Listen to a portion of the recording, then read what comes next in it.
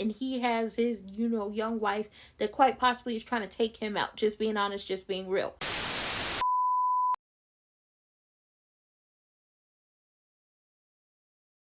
Lawful wedded husband. To be my Barbara not Barbara Jean's heart. With a tramp like you? Well, I know it hurts being third rate, but aren't you accustomed to it yet? Oh, Robin, I see. I myself the slut of Springfield! Son of a bitch in heat.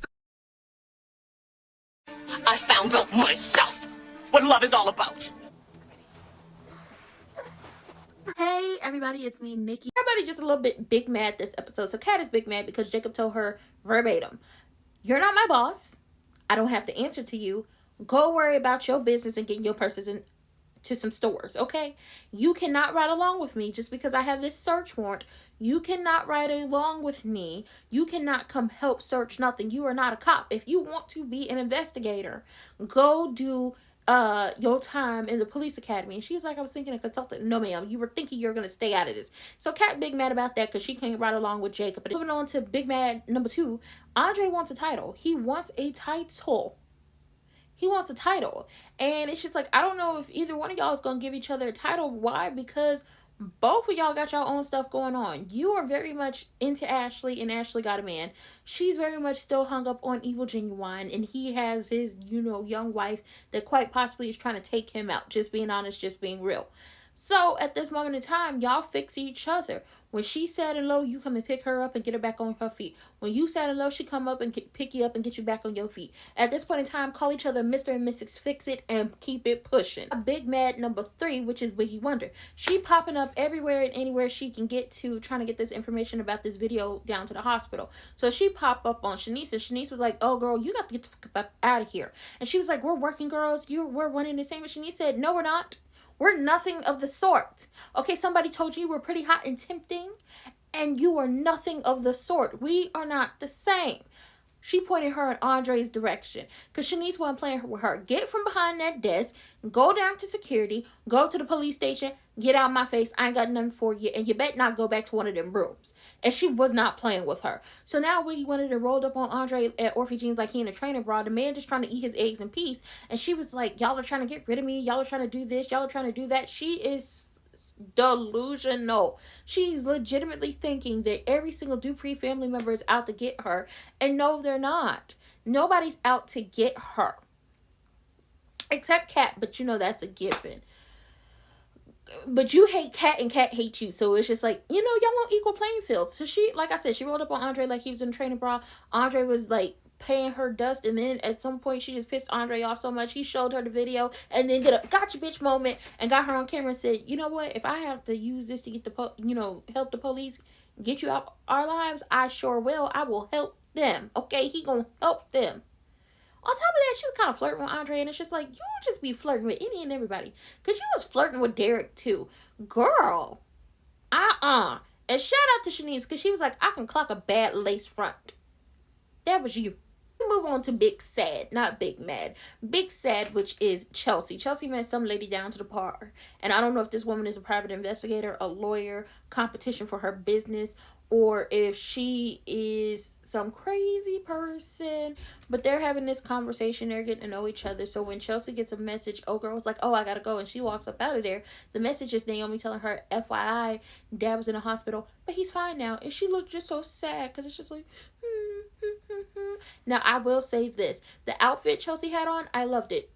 10s across the board. However, her hair, I don't think her hair should have been down with all the clips in it. I think her hair should have been like up in a little updo. Two of the big sads. Okay, moving on, because it's a Dupree family member, Big Sad. Miss Anita. Miss Anita is still reeling from that letter. She has held that guilt for years and years and years and years and years. So she tells Daddy Dupree about it, and she explains what happened.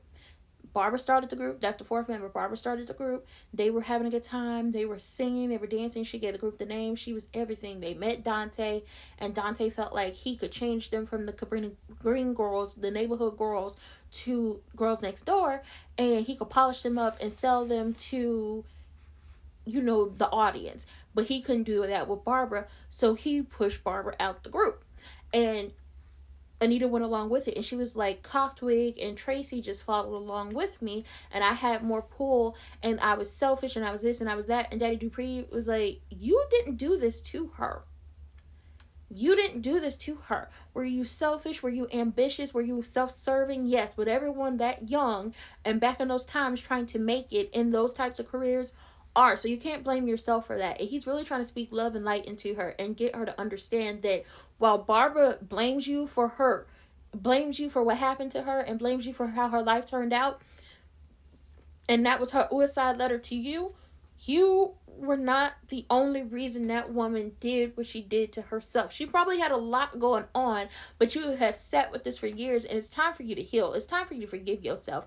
And Daddy Dupree is, he working on our good sis, but it's going to take a while. Now, he does call Tracy, and he was like, she doesn't want to do the concert anymore, but if y'all want to do it, maybe we can work something out. We got Big Mad back at it again with her cocked wig, and I do believe she'd be drinking, because it was something in this cup, and it looked like a shot of something, and she threw it back. I don't ever remember people throwing back juice like that. It's something in that cup other than juice. It is, because she threw it back like it was a shot. I was like, what the hell is she drinking? She talked about Anita Williams used us as backup singers to launch her career, so now we could do that to her, and we need to tell her that it's got to be this way. Everybody gets to sing and everybody gets to do this, and when we have the reunion concert or the tours, it really doesn't matter. Once my stock is up, I'm out, and I'm gonna get my solo career like I always wanted to be, and we're gonna do three parts of the songs like it should have been. And Miss Tracy said 4 parts, and she just moved right on past that and kept on, Cockaway just kept on boasting about how it's gonna be her, and she gonna get her solo career, how she gonna use Anita to do so, and she gonna do this and she gonna do that. My man. Okay, don't talk about my man. If you know, you know. Anyway, she doing all of this, and she talked about me, Tracy, me and you are better than ever. We're good. Stop taking up for Anita. Stop doing this. Stop doing that. And I'm like, you just skirted on past the fact that Tracy said it should have been 4. And I'm sitting up here thinking about how y'all wielded this information and used it to try to make Miss Anita feel bad about herself and to get her to do whatever y'all wanted her to do. I'm starting to think you were the catalyst as to why Barbara was kicked out of the group and not Anita. Because you just skirted on past it like, Barbara wasn't shit. Like, Barbara didn't mean nothing. I'm starting to think Cocked Wig was in on this pushing Barbara out the group more than Anita was. I sure am. And she let Anita take the blame for it, because eventually Anita left y'all in the dust. You and your Cocked Wig, listen, at least you drug a brush through it. At least you drug a brush through it today. And the biggest mad of them all. So they get, Evil Genuine down to the hospital, and Doug is like, you need to be admitted. I'm going to get you a neurologist. I'm going to get you all that. He's like, no, you're going. So they basically tell him it's TIA, something like that. TIA or TLA, something like that. It's a mini stroke. Y'all need to watch him. Y'all need to be careful. It could be issues with blood flow, but we got to get a neurologist to talk about him. Is it a neurologist? I feel like that's what it is. Anyway, talk about the slurred speech and all the different things. But you can go home if you want to. You just gotta, relax, take aspirin, and if symptoms get worse, tell the folks. But he don't want to be in the hospital. He don't want to take care of himself. He don't want to take a break. So Naomi and Triple H are in agreement about him doing everything that Doug said to do, but he's not listening to him. So no, I told y'all, Naomi, or if I didn't tell y'all, Naomi called Danny came down to the hospital like a No Limit soldier, and she talked him into making sure he took care of himself and did everything he needed to do to make sure that he is okay. And he was smiling and grinning with a Kool-Aid man grin when she came up in there, and a Kool-Aid man grin when she left up out of there, and even thanked her. And the whole time they're having these conversations, she's telling him, you need to take care of yourself and do all of this.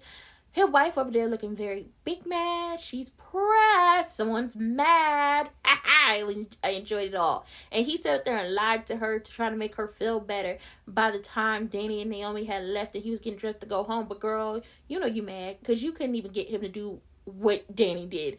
And then he told Naomi, I was always going to be here. Listen, I promised him hell, and he don't get to just skirt away from it. But she really did it because her daughter called and she needed to make sure her child was okay.